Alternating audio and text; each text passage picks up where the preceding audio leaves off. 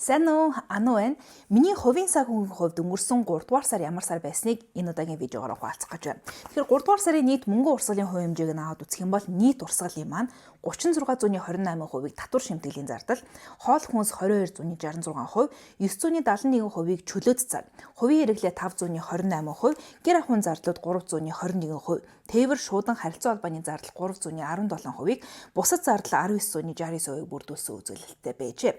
Татвар шимтгэлийн зардал нийт урсгалын нэгт гарч ирдэг. Нэг ялангуяа 3 дугаар сар болчихсон байхад ингэж дэшээ гарч тэр болгон гарч ирээд байдаггүй.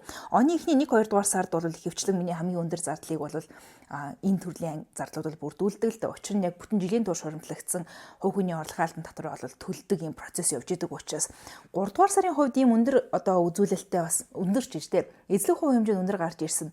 Нийт урсгалын хэмжээ харьцангуй бага байсантай холбоотой.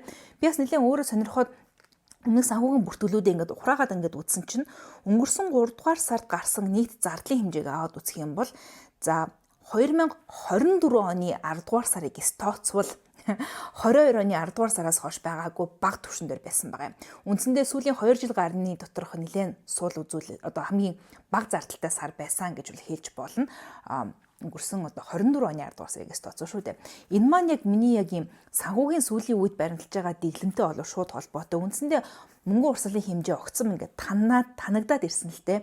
Учир нь ер нь нэлээд зүгээр орлогоо тэр чигээр ингээ хоримтлал руу бол хийгээд байгаа. Тэгээ би хоримтлалаа мөнгө урсгалын хувь хэмжээрөө ороош тооцоогоо болчихсон учраас бол угаасаа нөгөө хөдлөх боломжтой, урсах боломжтой сав маань ингээд жижигсчгсэнтэй бол шууд энэ холбоотой гэж хэлж болно. Нэлээд олон хэсэг дээр ялангуяа хувийн хэрэглээ болоод иймэрхүү чөлөө цагийн хэсгүүд дээр бас нэлээд нэрлсэн дүнгийн зардлаа бол нэлээд их таньж байгаа нь бол энэ дээрс ингээ харагдчихээн. Нэмэгдээд яг бусад гэдэг зардлыгаа би бас аваад үзэхгүй харьцангуй өндөр 19.69%-тай болоод ингээ гараад ирэхээр юу нь бас иймэрхүү зарцуулалт нэлээд хийчвэ гэж бодож гайхаад ч гэжтэй таамаг байсан л да. Тэгээ нэгэ үүсэн угаасаа тэр чигээрээ бэлгэнд бол явсан байлээ. 3 дугаар сарын хувьд бол нөгөө яг нэг талаасаа цагаан сартай байсан сар нөгөө талаасаа нэлээд хин нэргийн тойрныхоо дүү ээж мэжтэй ингээ бас нэлээд хин бэлэг өгсөн найзуудаа ч гэсэн тийм бэлэг өгсөн сар бол байсан юм бэлээ. Өөр нэг тийм зардлууд харьцангуй бага. Ер нь бичиг хэрэг эрүүл мэндийн зардал гэх мэтчлэн өөр англи бүртгэлтэй байдаг зардлуудыг өнгөрсөн сард гаргаагүй. Нийт урсгалын хэлбэрээр нь аваад үзэхээр ерөөсөө 7хон төрөлтэй бол байгаа байхгүй.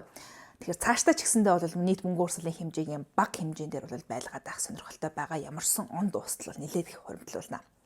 Мөнгө өдөр ТV-гээ хамтдасан баярлалаа. Та нарын хувьд 3 дугаар сар ямар сар байсан бэ? Комментээр хуваалцаарай.